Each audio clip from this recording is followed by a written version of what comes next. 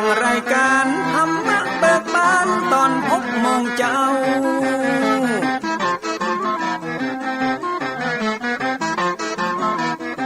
ฟังธรรมปื้นเมืองอันเป็นแบบเบาท่านพระครูวิสิทธิ์ศิลาภรณ์ตั้งใจเจ้าคณะตำบลป่าแดดนอนในเจ้าอาวาสวัดวังสิ่งคำตนนี้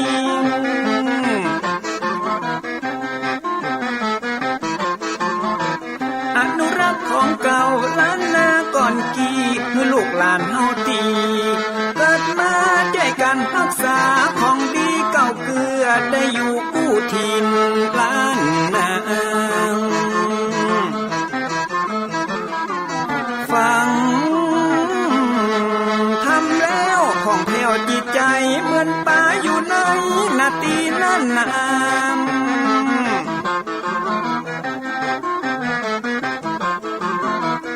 เหมือนไม้สลีอันมีไม้กำเหมือนเสืออยู่ธรรมดงดอยคุณเขาสุขของมนุษย์ยิ่งใจหมู่เฮาสุขที่ได้เอาธรรมะห่มตุม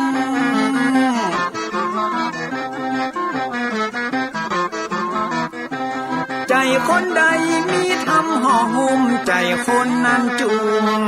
ใจบ้านเหมือนอยู่วิมานเวียงวังจันแก้วบ่มีในเต้าแล้วน้อง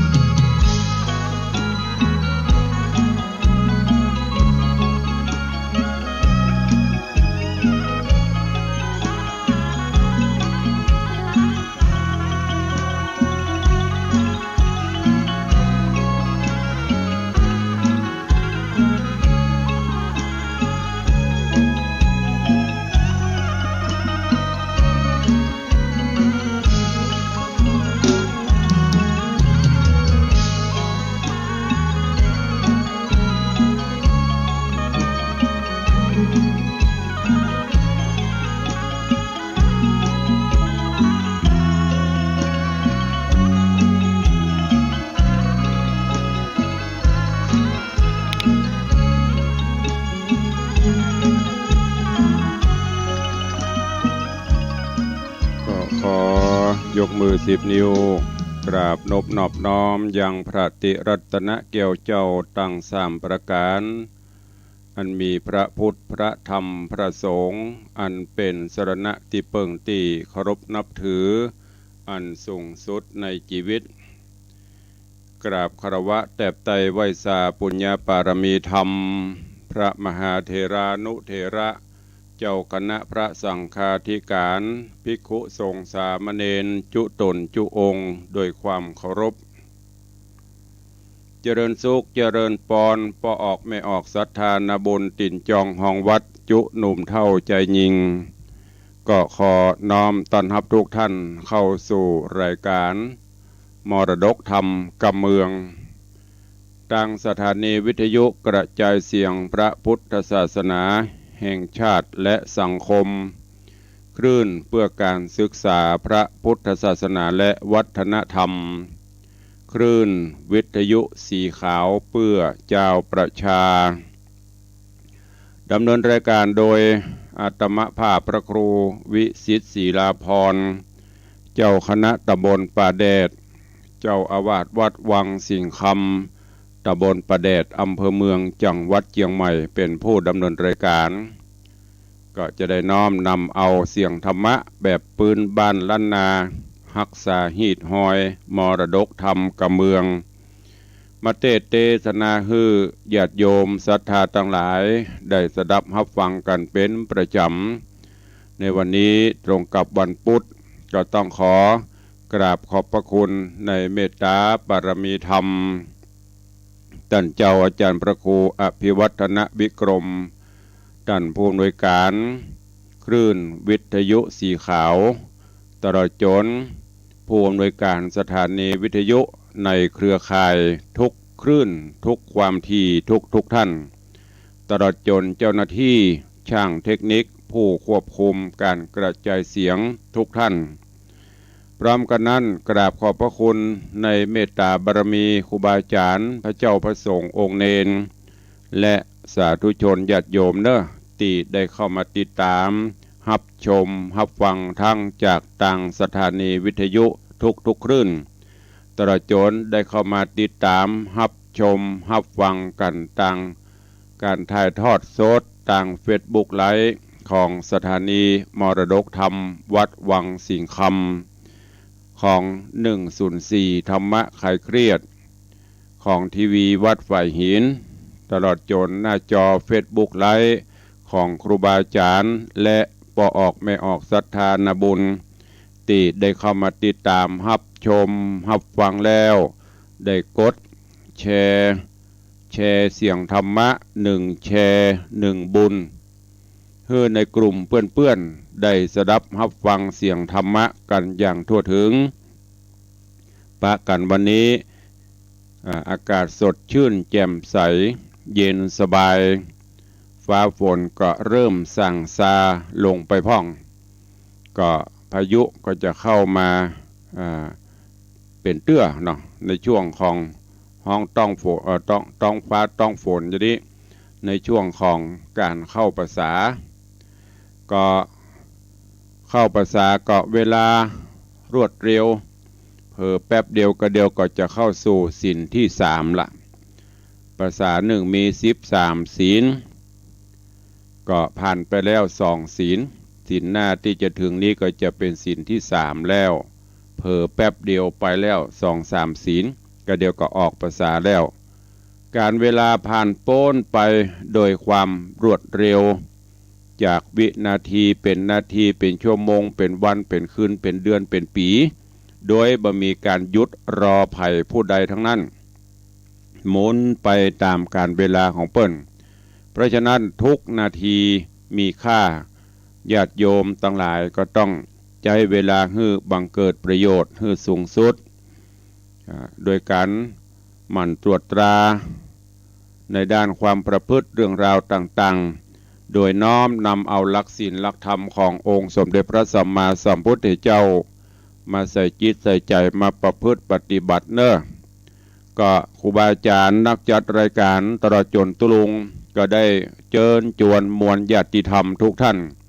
ในช่วงของกลางภาษานี้เป็นโอกาสดีที่เราจะได้พักผ่อนในช่วง7วันไหนก็พักเหววันหนึ่งเข้าวัดเข้าวาประพฤติวัดปฏิบัติธรรมหรือไปร่วมกิจกรรมงานโดยเฉพาะในด้านการเผยแพร่ทุกตำบลเปิ้นก็จะมีกิจกรรมนำญาติโยมศรัทธาไปฟังเทศน์ฟังธรรมไปทำกิจกรรมกันแล้วแต่ว่าแต่ละตำบลเปิ้นจะตกลงเอากิจกรรมอันใดมาให้ญาติโยมศรัทธาในส่วนของต่างอำเภอกับต่างจังหวัดกันนี่เปิ้นก็จะมีโดยเฉพาะแล้วก็กิจกรรมธรรมะอย่างของกลุ่มหนุ่มสาวก็จะเป็นรายการรถด่วนขบวนพิเศษเนี่ยของทางอำเภอสารปีนี่ก็จะเป็นรายการพัฒนาคุณภาพชีวิตในทางอื่นๆก็จะเป็นโครงการสัญจรธรรมะอย่างตามชื่อที่เปิ้นตั้งแต่ล้วนแล้วก็มีสาระมีประโยชน์ที่สำคัญประโยชน์เกิดขึ้นเบื้องต้นที่หันตันตานั่นก็คือเราได้ไปพบไปปะไปได้อูได้จ๋าหรือว่าไปพบเปื้อนนี่เด้อถ้าละอ่อนก็คือเปื้อนละอ่อนเฮาผู้เฒ่าผู้แก่ก็เป็นเปื้อนเป็นฝูงเป็นญาติธรรมกันได้อูได้จ๋าได้ไปหันไปโหกิจกรรมต่างๆนั่นก็จะทำให้เฮาลืมกันไปวันหนึ่งหมดทุกข์กันไปวันหนึ่งความสุขใจเป็นสิ่งสำคัญเนอะฉะนั้นก็ฝากไว้กับปออกไม่ออกศรัทธานาบุญเฮาเจ้าข้าทั้งหลายในส่วนของคลื่นวิทยุสีขาวโดยเมตตาของครูบาอาจารย์นักจัดรายการและก็ญาติธรรมเฮาก็ได้ร่วมกลุ่มกันไปทำกิจกรรมดังที่ท่านอาจารย์พระครูอภิวัฒนวิกรมท่านเจ้าได้แจ้งกิจกรรมมาโดยตลอดบางเทื่อก็ไปตานเตียนอย่างล่าสุดนี่ไปตานเตียนกันตานเตียนพ่องทำอันนั้นทำอันนี้พ่องร่วมกันสงเคราะห์อนุเคราะห์โดยเฉพาะก็ได้ประโยชน์แต่ละวัดแต่ละวาที่เฮาไปร่วมกันก็ขอขอบคุณอนุโมทนาบุญเด้อ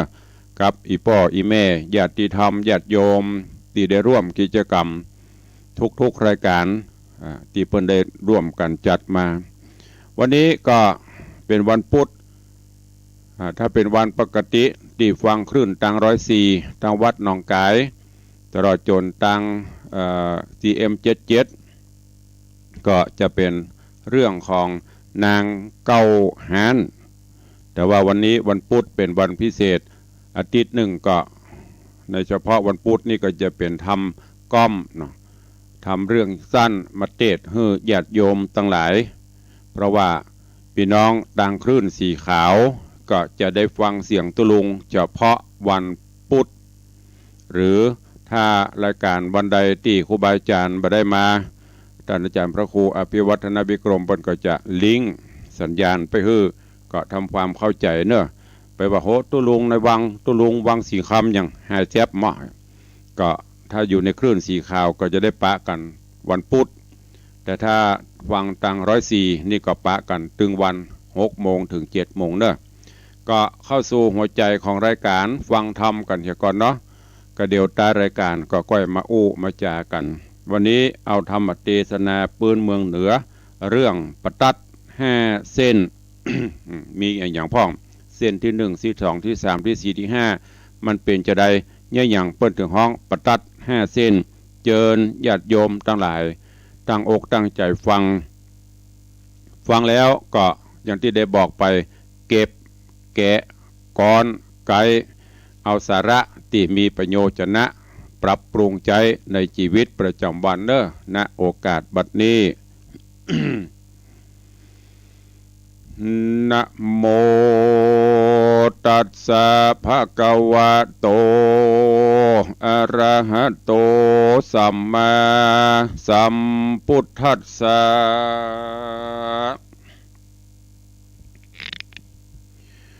สีเลนะสุขติงยันติสีเลนะโภคะสัมปทาสีเลนะนิพุติงยันติสัทธโวดูราสะปุริสะตั้งหลายตั้งยิ่งใจม้วนหมู่อันอยู่ทาฟังธรรมย่อมือตำน้อมไว้ย้อนมักไฟใจหมายใครผ่านภายพ้นจากดังตุกยากเครื่องกาพาธนาไฟหอยยังสุขชื่นจ้อย3 ประการคือสุขสำราญลำยิ่งมีจุสิ่งดังประสงค์ในแขวงคงลุ่มฟ้าคือสุขแหล่งลาเมืองคนสุขหน่อเมืองบนที่ต้องเขตแดนห้องเมืองสวรรค์เป็นนิรันดร์ข้ามเจ้าบ่โศกเศร้าเครื่องกามีตันหาดับมอดตุกจริงวอดดับหายได้พันภายไปสู่ยังที่อยู่ในระปาน จริงฮือตานเข้าน้ำวัตถุพรำปัจจัยศีลดวงใส58หักษาแขวดกับตนบ่เมาวนโดยบาปอันกระยาบนาปะกันพร้อมนาอยู่ท่าฟังธรรมฟังแล้วจำฮือใดก้อยแกะก้อนไก่เอาสารเอาเป็นญาณวิเศษป่าโปนเขตเครื่องกาแถมพญาตัวเก่าเหือมากเต้าปันปูนโปกยกนนเตือมกำเหือล่วงล้ำเครื่องขีกำสอนเมติต่อจงตังภาสัตลอดดาฟังบานี้แดเตนามนุษย์สา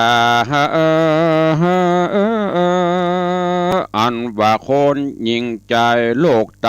มีบ่ไรสังขยาหลายภาษาเจื้อเผ่าพ่องนันเล่ามัวดำกระตำกรรมถอยไรบ่เว้นไว้ตั้งวัน พ้องมีใจมันแผ่กว้างหุมก็สร้างต่างดีพ้องมั่งมีหลายแหล่พ้องกำปาตุกนักแก่อนาถาอันว่ามนุษย์เฮานี้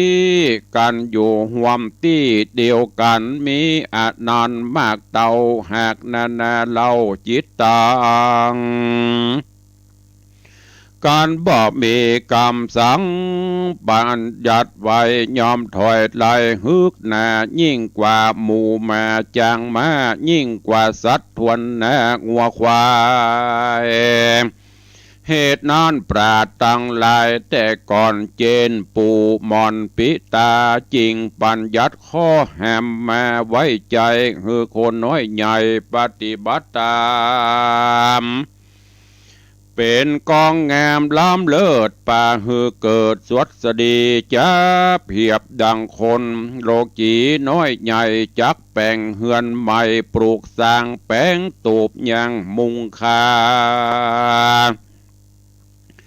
ตังวัดว่าลงโบสถ์กำแปงลวดวิหารบ่ฮือป่าปานโกดโกงฮือถูกลงกองมันก็ปะกันหนุ่มท่าเอ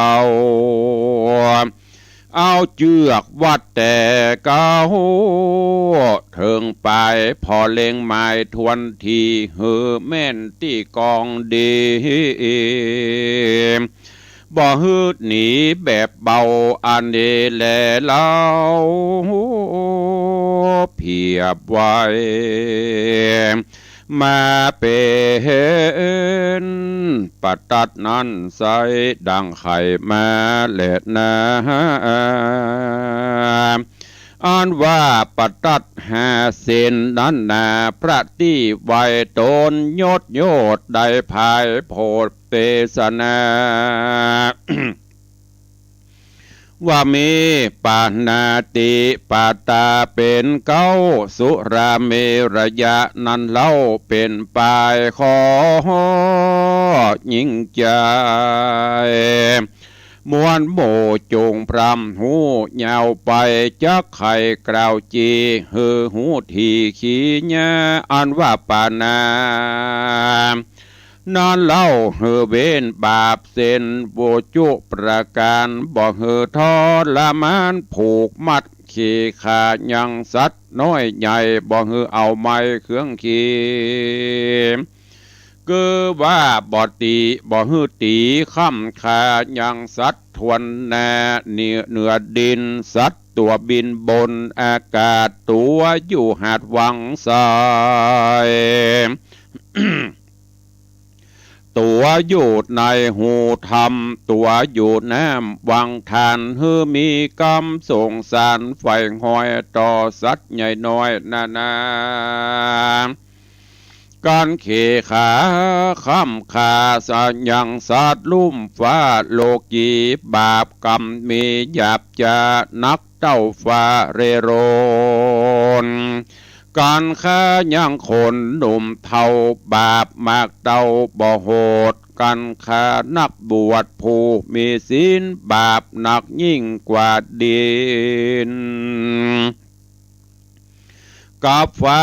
กันได้ขายังป่อแม่บาปซ้ำนักแต่บ่อาจสั่งขยาอ่านว่า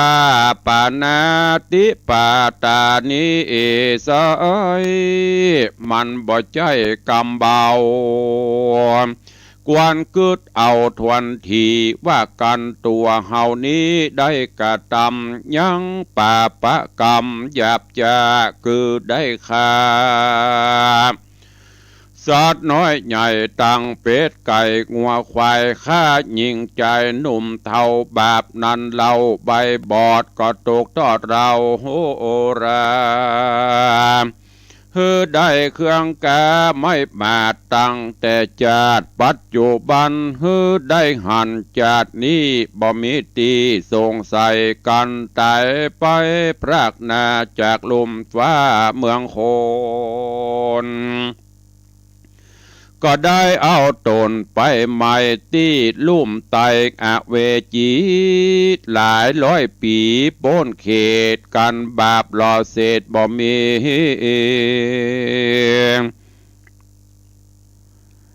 ได้กร้อยกลาดไกลกันกร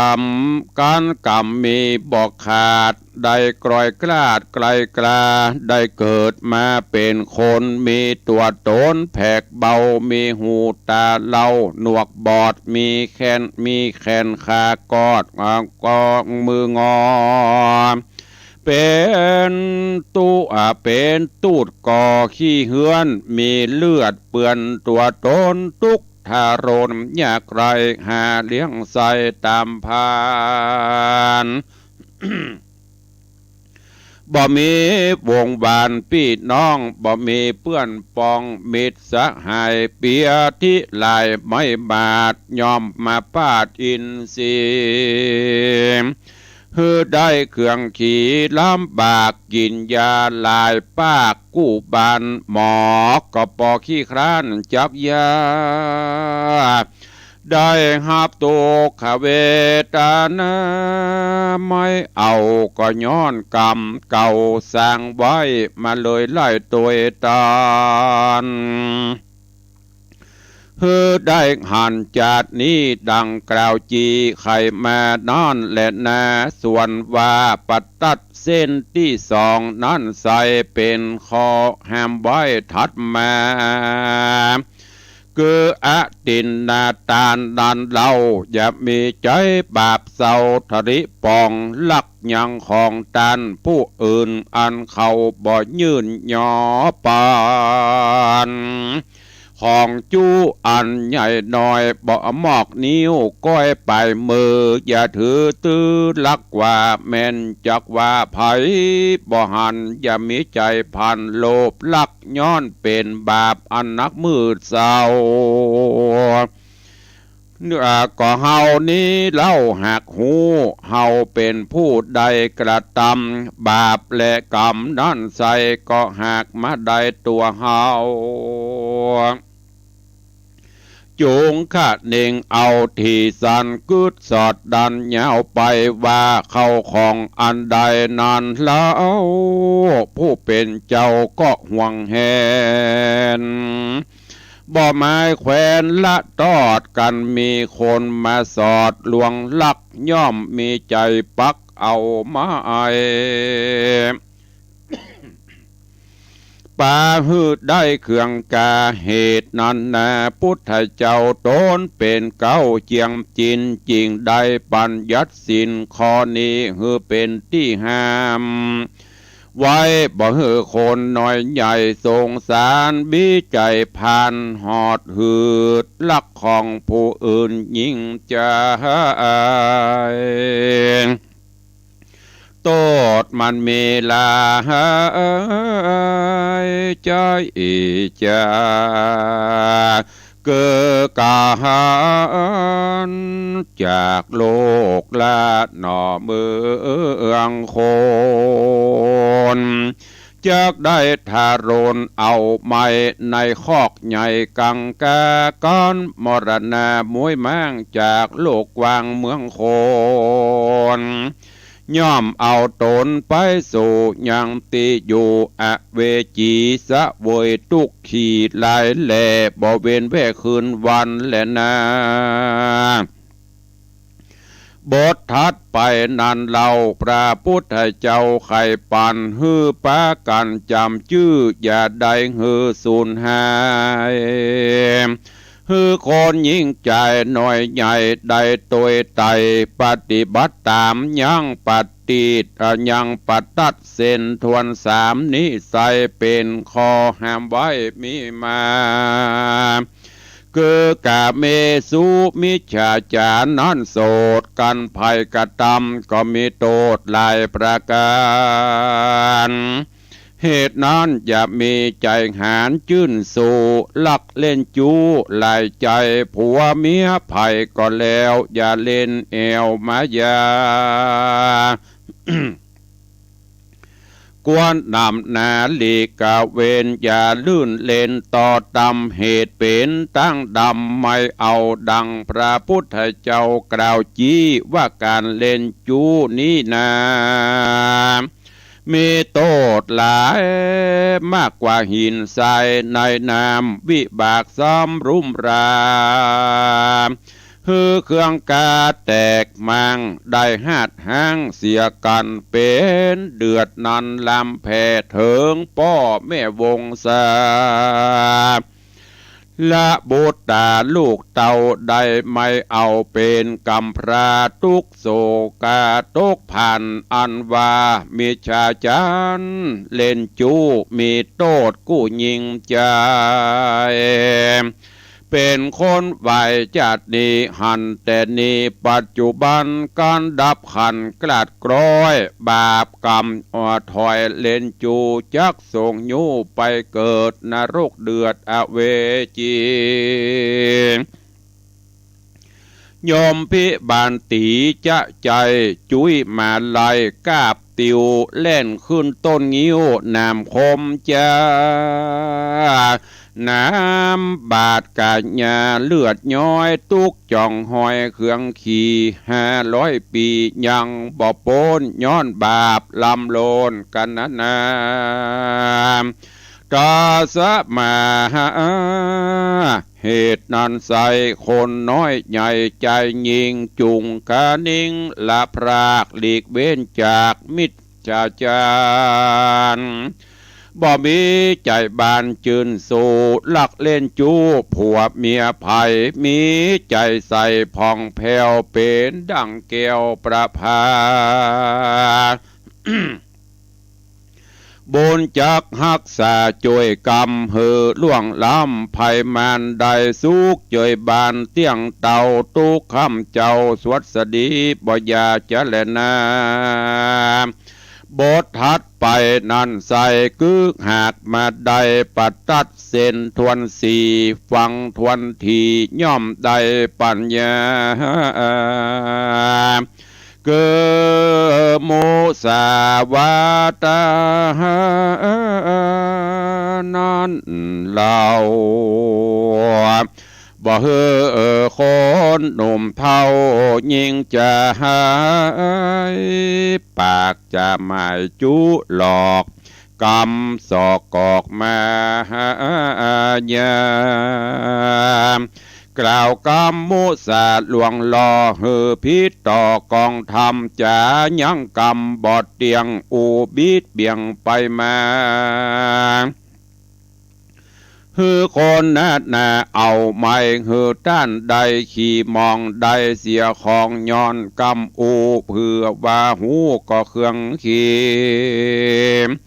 กำบ่มีแป้งใส่กำบ่ใหญ่แป้งหา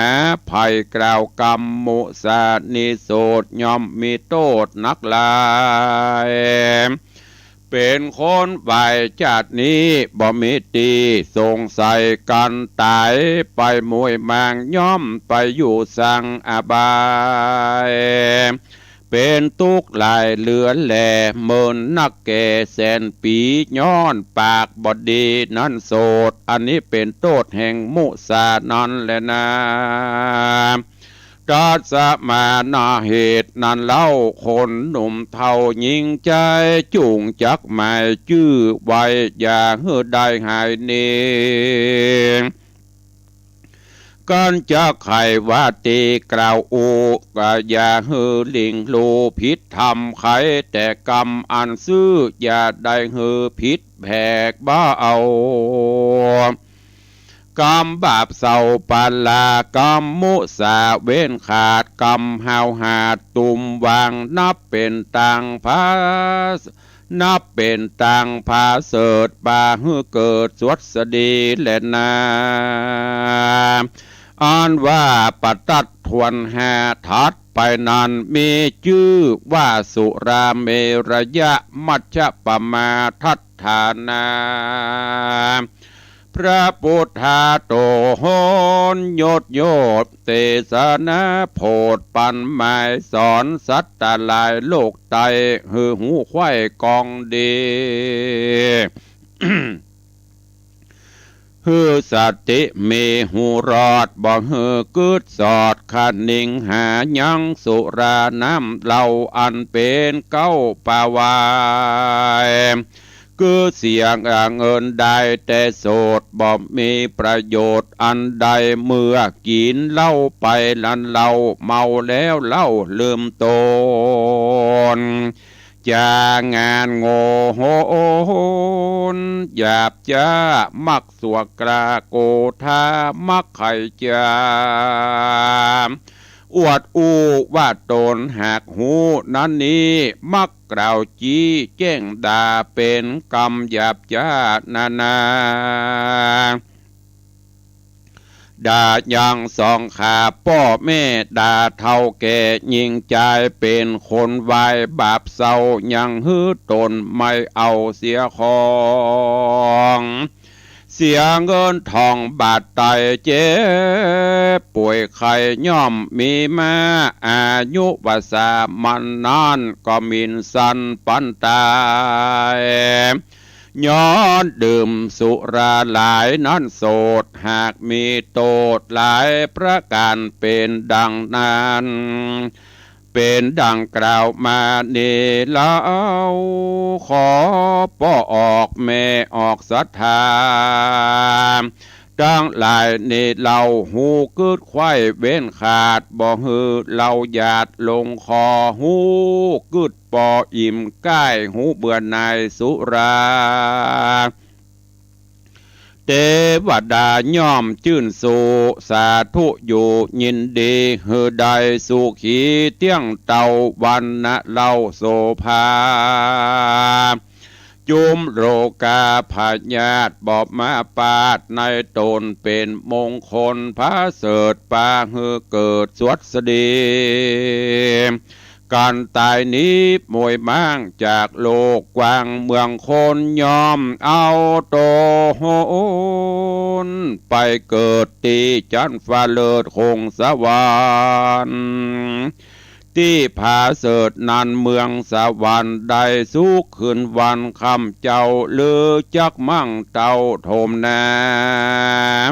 หรือจักไกลกราไปหอดเวียงเกี่ยวยอดมหาเดชละปานก็ย้อมศีลเจียงคานนี่เล่าหากเป็นเก้านำไปเหตุนั้นกวนขันนิ่งในจะใจมีศีลไว้รักษา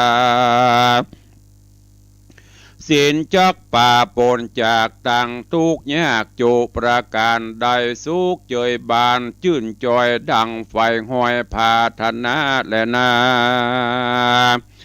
แถมประการดึงใส่กองบุญอันใหญ่ผาเสดอันลำเลิศสามประการตานังคือหือตานบ่ขาดสีลังมีศีลสะอาดรักษา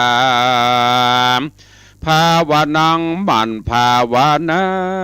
ติดต่อมีสมาธิกอดในใจปัญญาใส่ลำเลิศจักบังเกิดมีมาขอศรัทธามวลหมู่อันอยู่ฟังธรรมจุงปนต่างดำเอาไม่เจ็บป่วยไข้อย่ามาปานเคราะห์ภัยมันอุบาทอย่ามาปาดกัญญา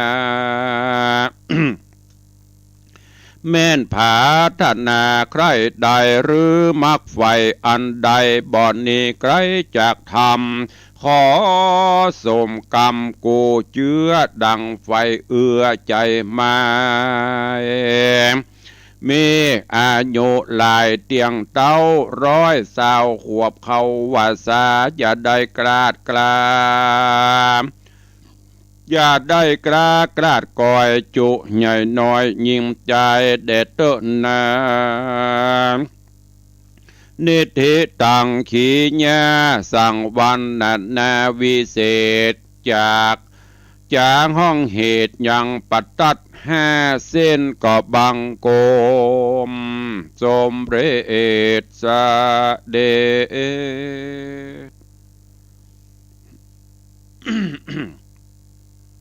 ช ก็วันนี้ได้ฟังธรรมเทศนาประตัด5 เส้น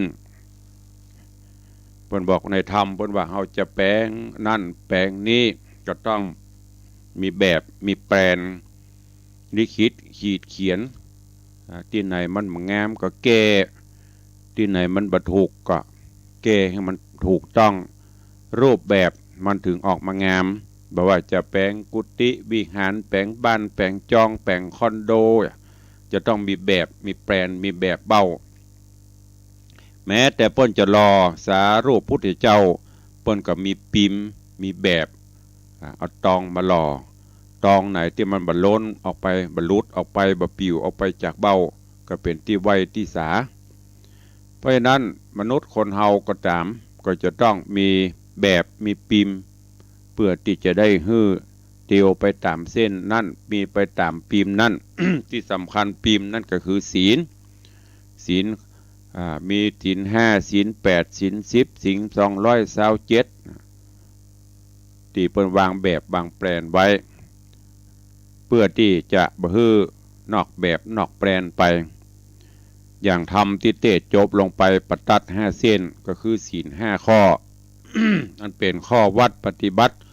อันเป็นหลักแห่งการอยู่ร่วมกันของมวลมนุษยชาติที่ทุลุงได้เอามาอู้มาจ่ามาบรรยายก็ดีที่ญาติโยมที่ครูบาอาจารย์ท่านเจ้า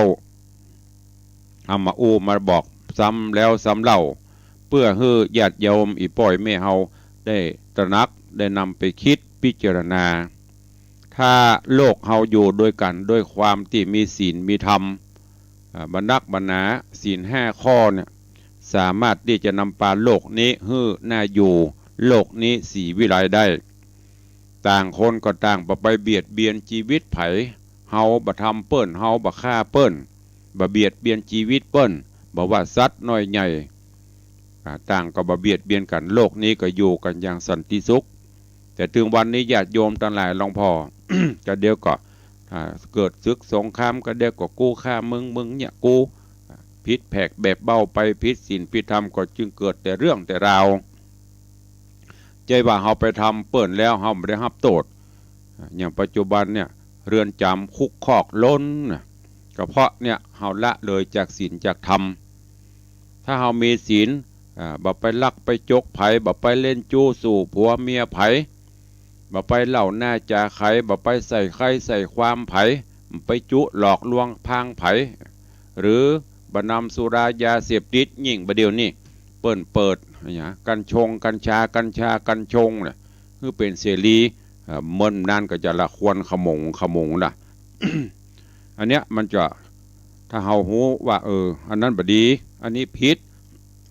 เฮาบ่เข้าใส่ตัวหรือว่าเฮาบ่ปฏิบัติ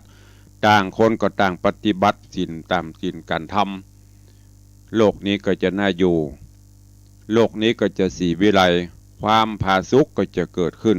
ดังนั้นฝากไว้กับอีพ่ออีแม่ลูกหลานตันเต้าเยาวชนคนดีเนอะที่ฟังธรรมเทศนา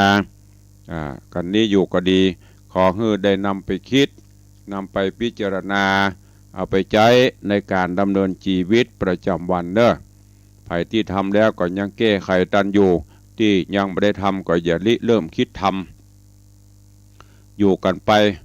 กินไปตานไปอย่างที่นายตายทำบนบอกว่าที่สำคัญเมื่อมีศีลแล้วก็จะไปละไปลืมตานศีลเจริญเมตตาภาวนานี่คือหลักแห่งความสุขฝากไว้กับปอออกไม่ออกศรัทธานาบุญเฮาทุกท่านเนอะได้นำไปคิดพิจารณาและนำไปใช้ในการดำเนินชีวิตประจำวัน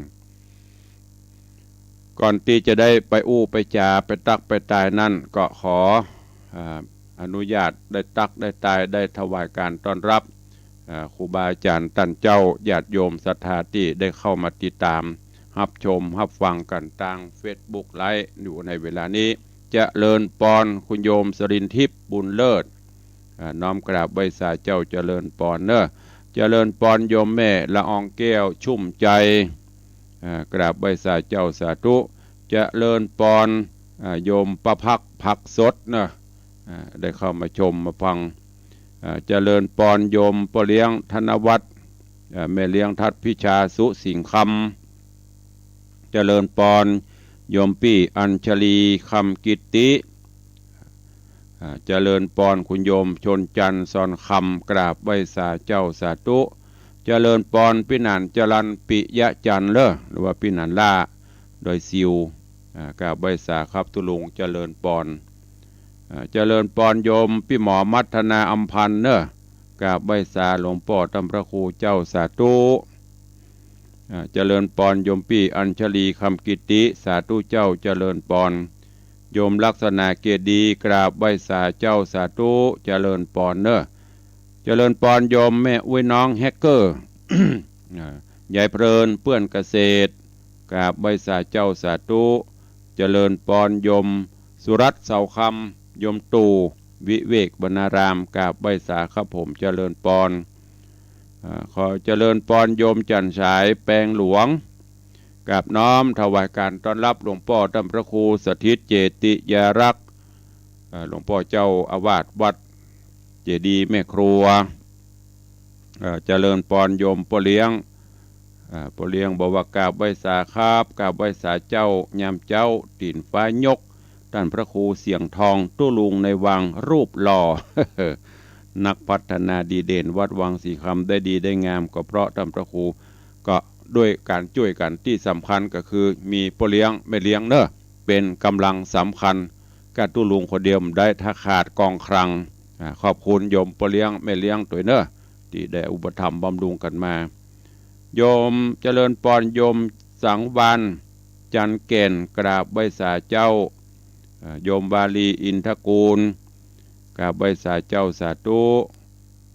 แล้วก็โยมเพชรโยมปีดาหวันคำวังเจริญปอนเนอะโยมแม่จันดีวิสุทธินันท์แล้วก็มีโยมแม่เลี้ยงทัดพิชาสุสิงคำได้เข้ามาติดตามรับชมเจริญปอนโยมปีคุณโยมมนตราถ้าอ่านผิดสุมาเนอะมันเป็นภาษาอังกฤษ ภาษาอังกฤษมนตรา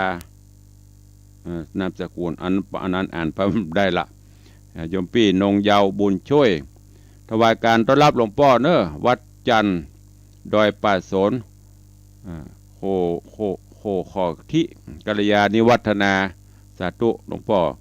วัดป่นกระม่วนนะสวรรค์จะขึ้นไปเอี่ยวสักคำขอบคุณอนุโมทนากับทุกท่านเนอะอันนี้เป็น FC แฟนรายการที่ติดตามรับชมรับฟังกันอยู่ทางหน้าจอ Facebook ไลฟ์ส่วนพี่น้องทางวิทยุก็เดี๋ยวก็จะได้เปิดหน้าไมค์อู้จ่ากันเนอะก่อนที่จะได้เปิดหน้าจอหน้าไมค์อู้จ่ากันนั่นก็ขออนุโมทนาขอบคุณกับญาติโยมศรัทธาเนอะที่ได้ร่วมบริจาคจตุปัจจัยในการพัฒนาวัดวังสิงคำขอบคุณโยมแม่สุกัญญาจิตเขตหรือว่าจิตตเขตโยมบุญทาโยมยุพินศรีวิชัยหนองอึ่งสันประตองโดยร่วมบริจาคปัจจัยสร้างห้องปลดทุกข์มาท่านละ500 บาทรวมเป็น 1,000 บาทขอบคุณโยมแม่อิงออนปัญญาศรีเนอะโยมแม่อิงออนปัญญาศรีเปิดสัญญาว่าจะเอาอะโวคาโดมาฮื้อได้เอามาฮื้อเรียบร้อยแล้วก็หมดเรียบร้อยแล้วนะสังหารไปเรียบร้อย สาธุขอบคุณอนุโมทนาบุญตัวเองขอบคุณโยมแม่จินดาโยมป้อสิงคำชัยเจริญบ้านหนองปะครั่งนี่เปิ้นเอาสตางค์มาหอม 1,009 บาทเพื่อสมทบซื้อหลอดไฟโซลาร์เซลล์ติดในวัดขอบคุณโยมบรรเพนชัยเจริญเนอะวันนั้นเปิ้นมาถวายสังฆทานและก็ร่วมโมทนาบุญแถม200 บาทสาธุอนุโมทนาบุญตัวเองก็ขอประชาสัมพันธ์ข่าวสารญาติโยมเนอะทางคลื่นวิทยุสีขาวทางคลื่นปกติในวันอาทิตย์วันเสาร์วันอาทิตย์ที่21เดือนสิงหาคมที่จะถึงนี้ถ้าติดตามที่ตังหน้าเฟซไลฟ์สดก็จะมีฉากตั้งหลังตุลุงนี่เป็นฉากการประชาสัมพันธ์งานอย่างตุลุงงานทำบุญครบรอบอายุวัฒนมงคลตุลุงเนอะปีนี้เสี่ยงไปละ59ครบรอบ59 ปี ปีหน้าก็จะแซยิดเป็นสวสมบูรณ์แบบละเพราะนั้นวันที่21วันที่20เป็นวันตกแต่งดาในภาคบ่ายก็จะเป็นพิธีทักษิณานุปทานอุทิศบุญกุศลเฮือโยมป่อยมแม่ญาติวงศาศรัทธาผู้มีอุปถัมภ์บำรุงครูบาอาจารย์ท่านเจ้าแล้วก็วันที่21ก็เป็นพิธีสืบชะตาหลวงเนอะน้อมเอิญเจิญจวนถือเอาเป็นวันรวมญาติธรรมตัวท่านผู้ใดจะมาร่วมก็เจริญปอนเนอะก็เหมือนเดิมเฮาก็จะมีการตั้งต้นทำบุญถวายทานต้นเงินต้นทองต้นเพชรต้นมหาทานะบารมีเพื่อสมทบกองทุนนิธิวิสิทธิศรีลาภรณ์เพื่อใจจ่ายในการสาธารณสงเคราะห์สาธารณประโยชน์พัฒนาวัดต้นเงินก็ต้นละ 1,000 บาทต้นทองต้นละ 5,000 บาทต้นเพชรต้นละ 10,000 บาทต้นมหาทานบารมีต้นละ 100,000 บาทสังฆทานชุดละ 2,000 บาทหรือร่วมบุญตามจิตเจตนาไม่ได้บังคับเนอะสุดแล้วแต่จิตเจตนาศรัทธาหรือท่านผู้ใดจะนำโฮงทานเข้าปลาอาหารเครื่องดื่มอย่างต่างๆมาก็ขออนุโมทนาบุญตัวขอบคุณกับโยมปเลี้ยงธนวัฒน์แม่เลี้ยงทัดพิชาสุสิงคำมหารัตนาอุบาสกอุบาสิกาผู้ทำนุบำรุงวัดวังสิงคำอุปถัมภ์บำรุงส่วนตัวตุลุงปเลี้ยงแม่เลี้ยงได้เป็นเจ้าภาพต้นมหาทานะบารมี1ต้น100,000 บาทแล้วก็ร่วมเป็นเจ้าภาพสังฆทานเจ้าภาพซอแถม 20,000 บาทเป็นเจ้าภาพโรงทานจะเลี้ยงก๋วยเตี๋ยวเลี้ยงกินลาบด้วยแฮมแล้วก็จะมีอย่างติดตามไม่แฮมอยู่หลายสิ่งหลายอย่างซึ่งปเลี้ยงเป็นผู้อุปถัมภ์วัดอุปถัมภ์ตุเจ้า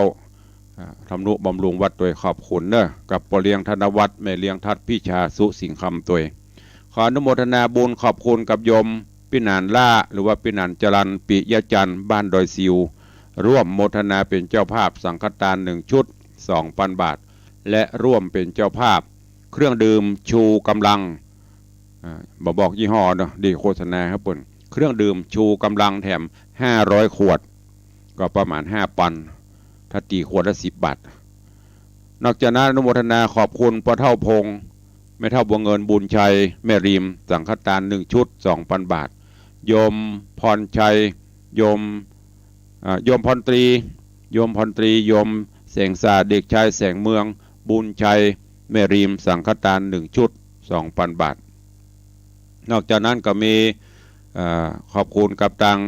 โยมแม่จันดีวิสุทธินันท์เจดีแม่ครัว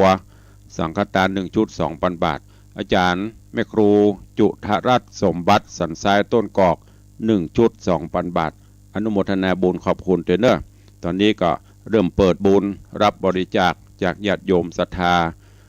ทั่วสารทิศพี่น้องคลื่นสีขาวเนอะเขามีโอกาสปะกันเพียงวันพุธวันเดียวบ่ค่อยจะได้ติดตามข่าวสารนั่นก็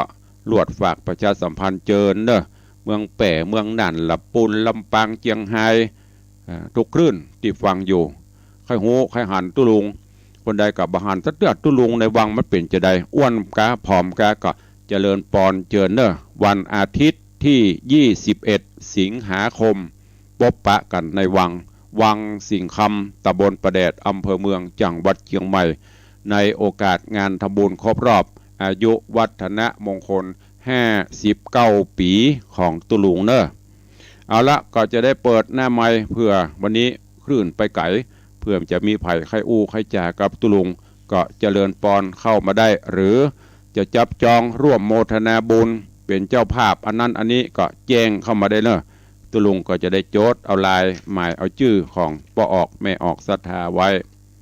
0817836540ใครจะอู้ตัวใครจะรายงานผลอย่างเข้ามาได้เหลือเวลาแถมประมาณ4 นาที5 นาทีก็จะหมดเวลาละเจริญปอนแม่เลี้ยงทัดพิชาฟังหนูเด้อขอบ คุณนักๆเลยติเตะให้ฟังโจปิดคำน้ำธรรมน้ำสอนของศรัทธาญาติโยมเด้อโทรเป็นกำลังใจยามเจ้ารักษาสุขภาพตัวเด้อท่านเด้อโทรมาเป็นกำลังใจนะจ๊ะนมัสการค่ะสวัสดีค่ะ สาธุอนุโมทนากับแม่เลี้ยงเน้อเจริญปอนเจ้าเจริญปอนพระนานประเสริฐจากนั่นไว้สาค่ะตุลุงเจริญปอนติดตามเราฟังอยู่เนฟังเสร็จมวนดีครับมีสละประโยชน์ดีเนาะสาธุอนุโมทนาเด้อจาตุเจริญปอนสาธุเจริญปอนโยมพ่อเลี้ยงธนวัฒน์สุขสิงห์คำกับไว้สาครับไว้สาครูบาท่านเจ้าคือโตนคือองค์เนอต้องขอตัวเนอพอผู้ใจดีไว้สาครับFD นักบินนักบุญเนอวันนี้21 สิงหามาร่วมคือกำลังใจนั่นมาครูนักหลายๆเนอมีสอฟังตัวครับอันน่ะอย่างก็จะเอาดอกคือดอกประดับเนื้อประดับหน้าพระแน่ก็ร่วมสาธุนะเมื่อแต่มื่นเนื้อไว้สาธุอนุโมทนาเน้อก็ขอบคุณกับโยมพ่อเลี้ยงธนวัฒน์สาธุอนุโมทนาโยมพ่อเลี้ยงเพิ่มเติมเป็นเจ้าภาพดอกไม้สดประดับตกแต่งในห่วงแก้วอารามในแต่นพระแต่ใหญ่แหมเพิ่มเติมแถม 10,000 บาทสา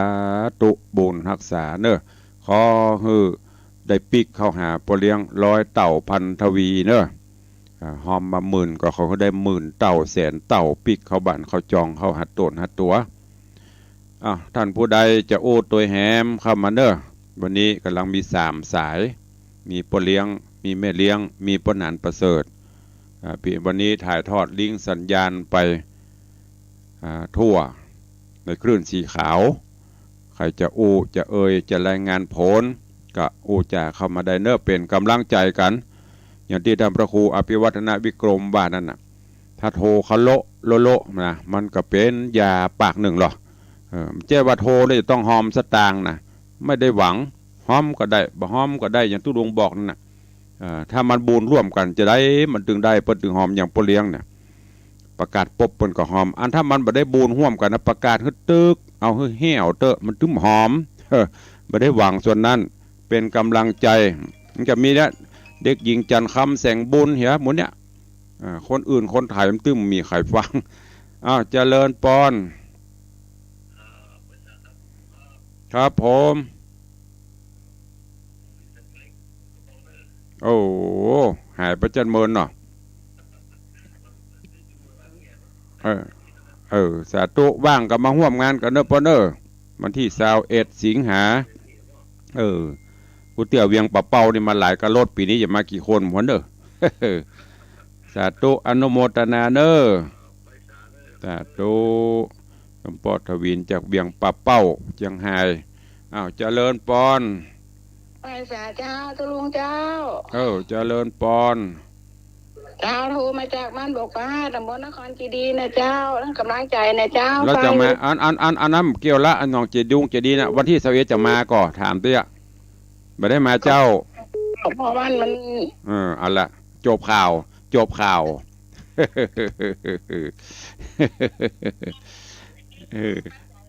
ได้เลยสาธุน้องแมนเดอร์อูเลนบ่ได้ว่างก็มาเด้อสาธุเสี่ยวเล่นกันไปเจริญปอนก็ไว้สาเจ้าวันที่21จะมาก่อนเขาประถามแล้วไผ่3-4 คนมาบ่ได้สักคนถ้ามีไผมาเนาะถ้ามาบ่ได้ก็ส่งมาเด้อ 30,000ขอบคุณหลายๆเด้อที่โทรมาให้กำลังใจนะแม่เด้อสาธุอนุโมทนานั่งรถเข็นนั่งเครื่องบินนั่งยังเนาะแล้วแต่ใครจะได้มาก็ดีเนอะไม่ได้มาก็เป็นยังสุดแล้วแต่บุญบารมีปีนี้จะหลายกระบุก็แต่จัดความพร้อมให้อยู่ปี ปีนี้จะมีซอให้ฟังโดยตุลุงในวังมาจ้างจ้างซอเปลืองสตางค์มันมีใครมาดอกซอคนเดียวกันเนาะก็มากระเตดมหาจัดแยกกัน ได้กันทำตัวเพื่อใครจะมาเอาใครจะอู้ตัวใครใจเนอะเวลาเหลือ3 นาทีสุดท้ายอ๋อไปดีน้อยใจตัวเก่าเนาะมี4-5 สายโดตั้งแต่น่านตดขึ้นมาแป่น่านลำปูนลำปางเจียงไฮ้พะเยาก็ได้ฟังได้อยู่สดมาเจียงใหม่แห่งเป็น30ขึ้นมีคนโทรเข้าเหี่ย5 คน6 คนบ่ด ถ้าจะก่ายกันนักแกเนาะฟังเบื่อกันเตื้อฟังก่ายกันเตื้อเด้อเปลี่ยนอยู่ด้วยกันไปก่อนมีแฮมก็สักสาย2 สายอีก3 นาที2 นาทีปลายจะหมดเวลาละตอนนี้ตังเฟสหน้าเฟสก็มีโยมปัทมาแจมโรโยมดวงรัตน์บงคมาโยมแก้วรอดสการติดตามเข้ามาพี่น้องในเฟซก็อย่าไปลืมเด้อมันจะประกาศเชิญก็ตังวิทยุนะในเฟซก็เหมือนกันวันที่21จะลองพอภัยจะมารายงานตั๋วพ่องเตรียมของไว้แจกตัวแต่จะเป็นอะไรนั้นบอก2 นาทีสุดท้าย จะเลินป้อนไผเอ่ยเจ้าเฮ็ดเสด็จเจ้าอ๋อเสด็จมาแล้วเหรอ จ้า ว่าจุดอยฟังอยู่ก้าฟังอยู่ฟังถึงวันเนาะก็แล้วยังบ่โทรมันเวลานี่มันเวลาเนี่ยเข้าเจ้าสวะภาคให้กลางบ่ตื่มได้มาเก่งจะไม่อีเดี๋ยวนี้ก็สวะแล้วเนี่ยยังเนี่ยได้อากาศสวะให้กลางมานาทีก็บ่ถึงหรอโทรมากำลังใจวันที่21จะเอาหยังมาก็นั่นยังบ่ได้มาเจ้าจะชวนเขาอยู่ดีละได้ไปนะเจ้าปีนี้ลูกพับเกิดนักหรือยังลูกพับนี่ปีนี้บ่หันมีเฮ้ยเป็นได้ก็โหกูเตี้ยวันเกิดได้ปัดทรพ่อเลี้ยงพ่อหลวงก้อนเตื้อโมอีนี่โอ้เหลือห้ามแล้วนะปีนี้บ่หันที่ไหนบ้านไห้ก็ตึ้งหันเอามาตาม5 บ้านเฮ้ยใช่เกี่ยวกับอากาศตัวเนาะเจ้าถ้ามีกับถ้ามีก็แล้วไปถ้ามันมีเนาะถ้ามันนี้มันตึงนี้เจ้าจะพอหาอยู่เดียวนี้นะสาธุอนุโมทนาเด้อเจริญพรสาธุจากแม่นวลยอดคำปาจากเทพเสด็จ